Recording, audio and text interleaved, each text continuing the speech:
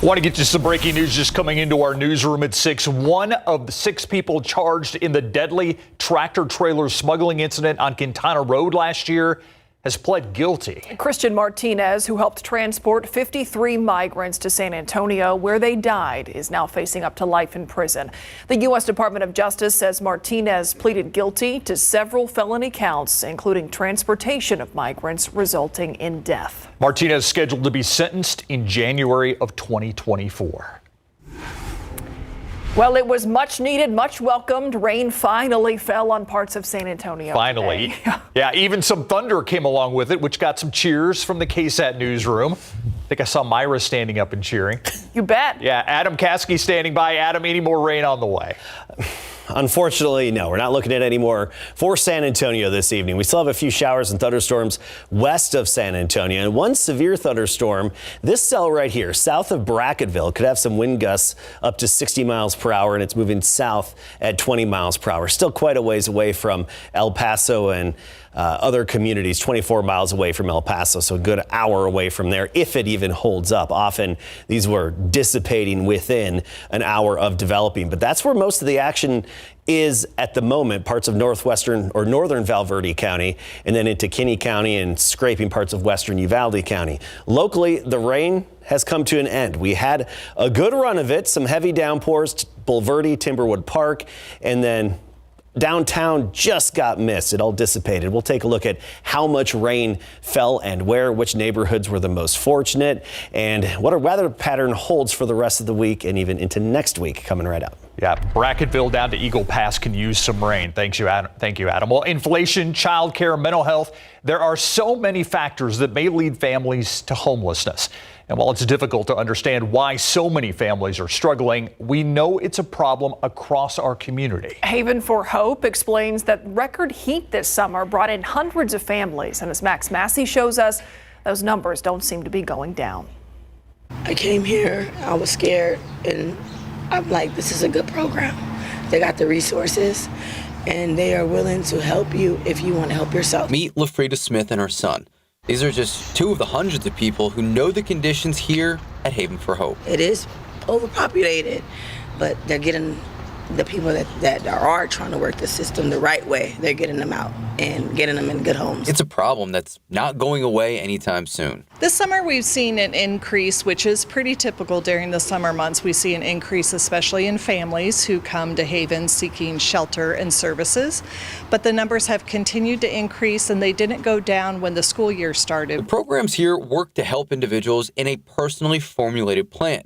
And getting people back on their feet in a job in their own space, well, that doesn't happen overnight. When Haven for Hope opened in 2010, our design capacity was 1,450, with the possibility of about 200 to 250 for overflow. We do operate in what we call emergency overflow. That would be when we have extreme weather events. So what are the current numbers? Our numbers have been averaging about 1,700 a day, and we do have the availability to bring more people in. Haven for Hope telling me that they're never going to be at a point where they actually turn families away. They say there are resources available, but they're still looking for a lot of help. They're looking for volunteers, items, and of course, monetary donations. That way, they can help as many people as possible. In reality, the city of San Antonio is probably going to have to expand capacity if numbers continue like this. As for LaFrida and her family, she's on the road to where she wants to be, and she tells us she is so thankful Haven opened their doors. What I like about this place is that it's not just a shelter, they also genuinely want to help you. Max Massey, KSAT 12 News.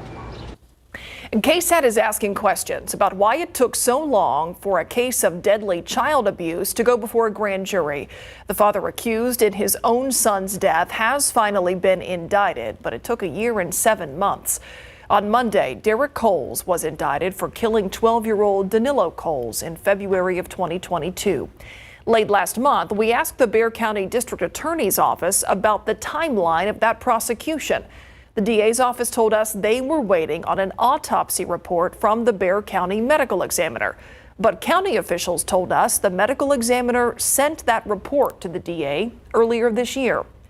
On the same day Derek Coles was indicted, the DA's office sent us this statement saying that there was a technical issue that caused them not to receive the medical examiner's autopsy report for Danilo Coles. We followed up to ask if that technical issue could be affecting other cases. We have not yet heard back. Tonight, the Bexar County Sheriff's Office investigating a possible hit and run near Vaughn Army. Deputies found a man's body along I-35 near Benton City Road about 6 this morning. BCSO says deputies believe the man was walking along I-35 overnight when he was hit and killed. The name of the victim hasn't been released. No arrests have been made. San Antonio police and Crime Stoppers asking for your help to find the person who killed this woman. SAPD says 30-year-old Alexis Trevino was shot while driving at the intersection of Panuco Street and Buena Vista Road. That's not far from West Commerce. The shooting happened on September 16th around 9:30 p.m. Officers got there to find Trevino inside a crashed car with 2 gunshot wounds. If you have any information, call Crime Stoppers at 210-224-STOP. You can also submit tips anonymously by texting crimes.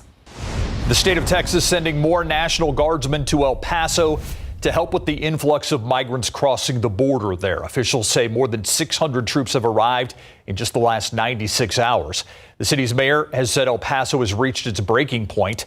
In December of 2022, Governor Greg Abbott started sending Guard members to the border to, as he said, deter migrants from crossing the Rio Grande.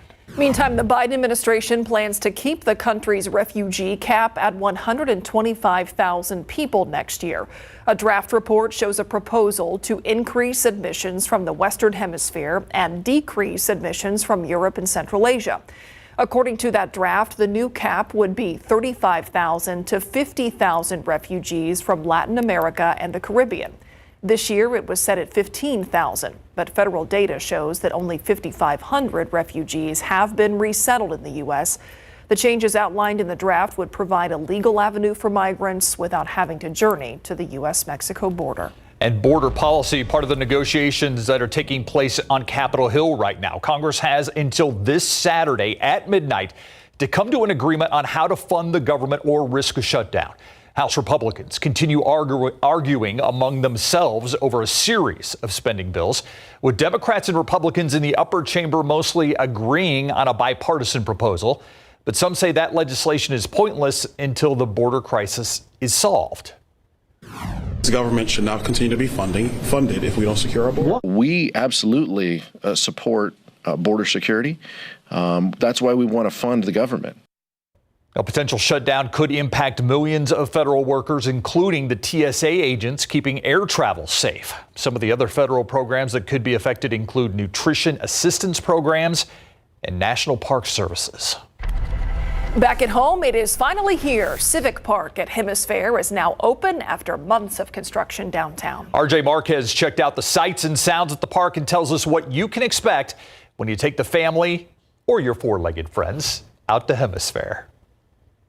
Take a stroll through Civic Park at Hemisphere and you see a mix of waterways, walkways, and green space. Now that people are actually walking and moving through the space, it feels like home. The park sits on 7 acres of land along East Nueva Street at Yanaguana Garden. It has more than 130 trees and the Great Lawn, which will host events and concerts. The Great Lawn was made for people to come with their big picnic blankets and enjoy the beautiful green grass that we will have year-round. Well, we all know it's been very hot this summer here in San Antonio, and Civic Park has several trees, a lot of shade for everyone that wants to come out. But one of the coolest things, literally, are these water springs. They are safe for wading, and this is quality, safe water, even safe enough for the family dog.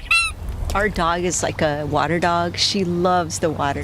Priscilla Sanchez and her partner are already taking advantage of the park and cooling off with their dog, Punky. It's so convenient to be able to live here in the heart of downtown, especially with all these new buildings coming up and parks. We just step outside and we have so much entertainment, so many events, so many festivals. This is just the first phase of Civic Park. The second phase is expected to be completed by next year. It's on the north end and will have more trees and a plaza called the Zócalo. All part of the transformation at Hemisphere. Here we are at the precipice of this new generation of San Antonians to enjoy, to make new memories. RJ Marquez, KSAT 12 News. I think I'm going to have to check that park out. Yeah. Drive by there a lot. All right, let's check traffic right now. 410 and Blanco.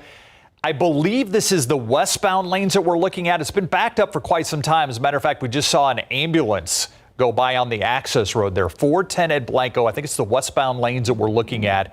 A big backup there. We're going to try and figure out exactly what's causing that backup. The city of San Antonio is extending the deadline for small business owners to apply for grants up to $50,000 to improve their look. Business owners now have until October 31st to apply for the Facade Improvement Grant Program. Qualifying businesses can get anywhere between $5,000 and $50,000 to improve the outside of their business. The city will also be hosting some information sessions ahead of the deadline. To see those dates and the list of requirements to apply, go to KSAT.com. If you or someone you know is in need of a box fan, there is still time to get one. United Way in Bexar County helping people keep cool with free box fans. Project Cool providing seniors and people with disabilities fans for months now. Not much time left, though, if you do still need one. You have until September 30th to get that free fan. Just call the United Way's help hotline at 211 to schedule that delivery directly to your home. Still ahead on the news at 6, we meet the talented artist who painted that Wemby mural and how what was once a hobby he's now using to inspire.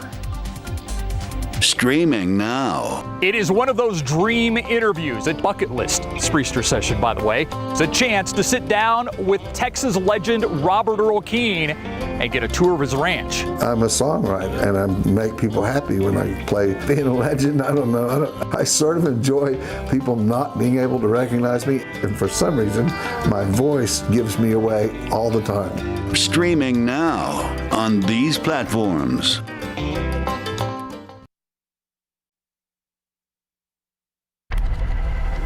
Welcome back. I'm Stefania Jimenez, and here's what we're working on for you tonight on The Night Beat. Still searching for justice 3 years after the murder of his son. A Bexar County man wants a second set of eyes to look at that case and file charges.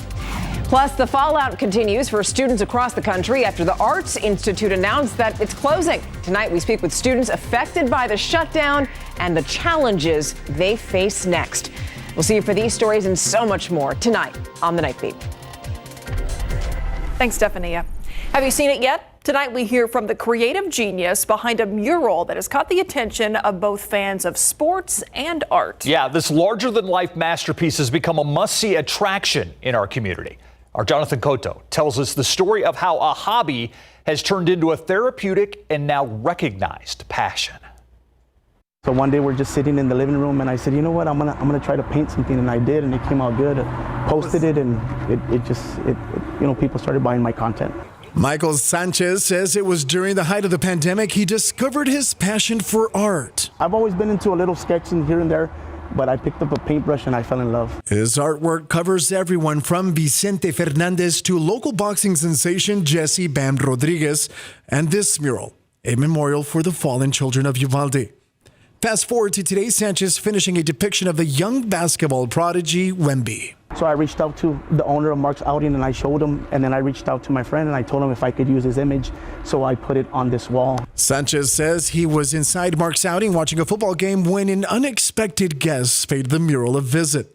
Wembenyama himself. Wow, I was just amazed of how tall he is. I was just like dumbfounded. I mean, it was just awesome. Mikey tells us he started the mural on June 26th and finished on the 28th, and it took him roughly 20 hours to complete. And he adds it was the drivers who would honk while he was working on it that inspired him to perfect the mural of Wemby. So it was a paintbrush and it was a mixed media, so it's spray paint, a little bit of airbrush, a little bit of marker. He says meeting Wemby was a total surprise.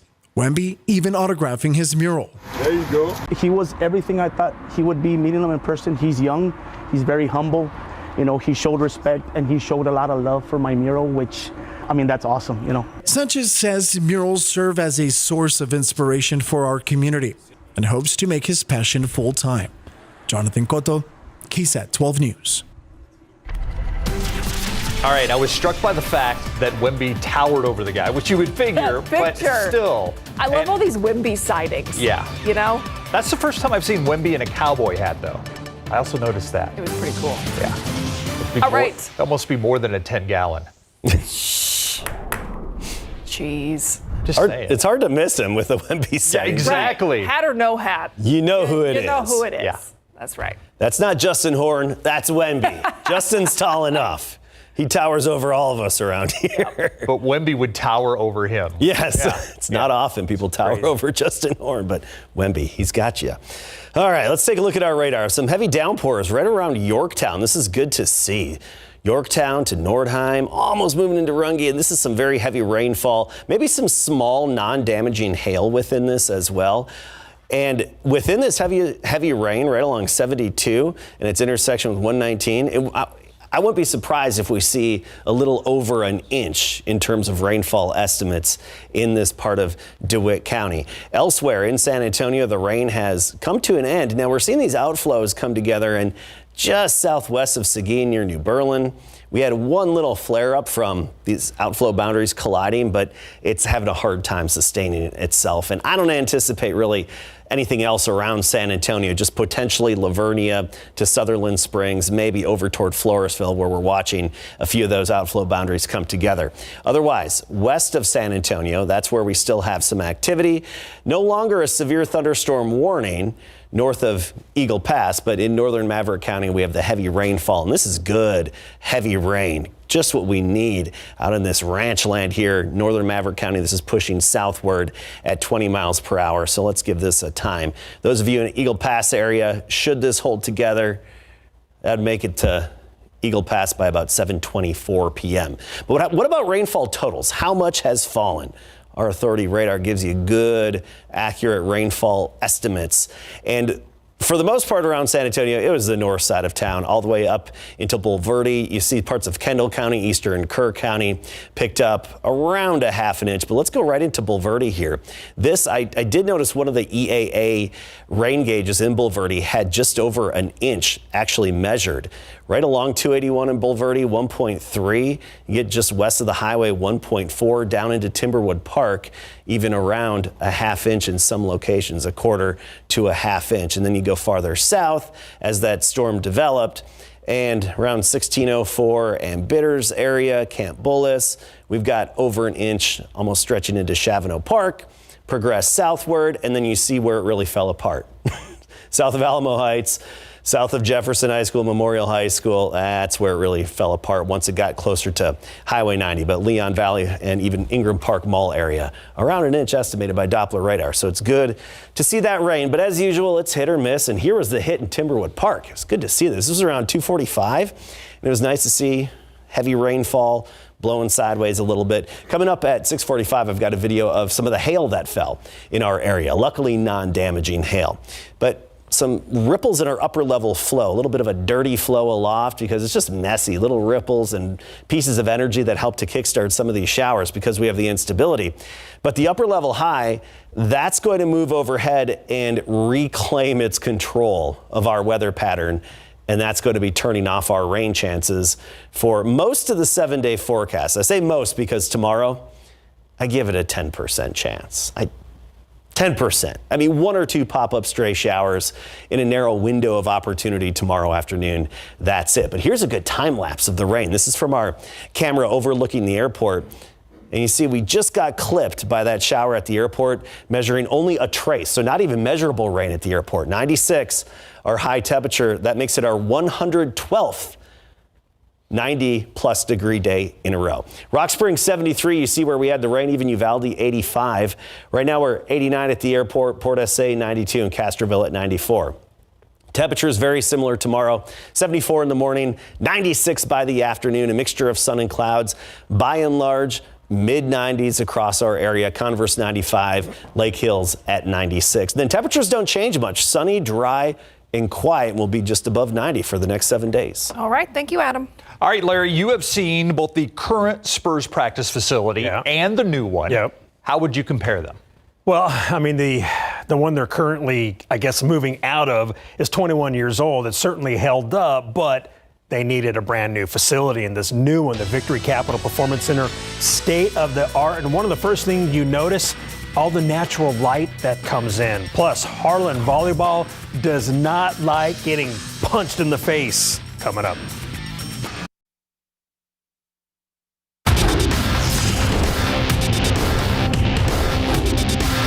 this well-being, that idea of natural light was a big piece we wanted to bring in the building. Yeah, the Spurs' new training center offers plenty of natural light in big board sports. Today, the San Antonio Spurs held a media orientation and walked through the Victory Capital Performance Center as construction is wrapping up. The new 134,000 square foot facility will be home to basketball operations for the Spurs and feature some of today's most advanced innovations in sports technology and performance. It's a beautiful building located off 1604 and I-10 and sits on the Rocket La Cantera with Six Flags Fiesta Texas serving as the backdrop. It's a beautiful facility the Spurs are very proud of. We developed a program with our design team. They helped us understand kind of a roadmap. We traveled a lot. We visited over 250 different locations in professional sports, corporate America. We took a lot of those learnings, but the biggest thing was to make sure that this was a San Antonio Spurs facility. And again, we took our time. The project was actually ready to go before COVID hit, and we had to hit pause on that, with all due respect. And for us, it was a little bit of a pivot as far as how the entirety of the development panned out, but for us the priority became getting this facility ready for the 23 season. The new building has a fantastic kitchen complete with a pizza oven. Cullen also said the Victory Capital Performance Center was designed with player and staff wellness and mental health in mind. Last night at the Northside Sports Gym, there was a huge 29-6A volleyball matchup between the 8th-ranked Harlan Hawks and the 21st-ranked Brennan Bears per Max Preps. And this one certainly lived up to the billing, a back-and-forth match through almost every set, but it was the Hawks who soared higher, taking the match in 4 sets. KSAT 12 sports reporter Nick Mantis was there and has more from the Harlan squad, and they felt like they were in a fist fight. Hey Larry, yeah, coming into this match, it already had the feeling of a heavyweight bout. Two extremely talented programs who were trading blows back and forth in that first set. But in that second set is where things got interesting. Brennan was able to win 28-26. And that's when Harlan collectively said, yeah, we're not going to take that. We're the type of team that doesn't like to get punched in the face and not doing anything about it. Like, we're going to push back no matter what. So I think once we realized, like, okay, like now we have to play, like we just locked in and that's what we did. We have 11 seniors that bring that type of leadership, but they don't like to get punched in the mouth. But sometimes you need it, just to kind of reaction. It's all about the reaction of it. And again, I think, second set, we're down 9-4 and we chip away, 1 points here or there. Like, we don't give up. And that's the whole point of it, and we don't like she doesn't like to be put in that situation, so it's a response. We just really knew we had to fight, and I think we are like a comeback team, so just having to push harder and fight back made us want to work harder, I guess. I mean, I saw how great this program was my junior year, and it's just gotten even better my senior year. The girls are great, and they're definitely girls that don't like to lose, and as a sore loser myself, I love them for that. So I think it just gets us excited for the next game and excited for playoffs, honestly. Well, the fun doesn't stop here for Harlan because the Hawks have another huge match at the end of this week when they take on O'Connor on Friday night. From Northside Sports Gym, Nick Mantis, KSAT 12 Sports. Thank you very much, Nick. I love those raw sound bites those girls gave. Yeah. Oh, yeah. Don't want to be punched in the mouth. I'm a sore loser. Love it. Yeah, I'm not going to play volleyball again. No, yeah. None of us. Yeah, I think I would get punched in the face. Hit a volleyball right there. Thanks, Larry. You're welcome. Our KSAT Q&A is coming up next. That's a visual. Yeah.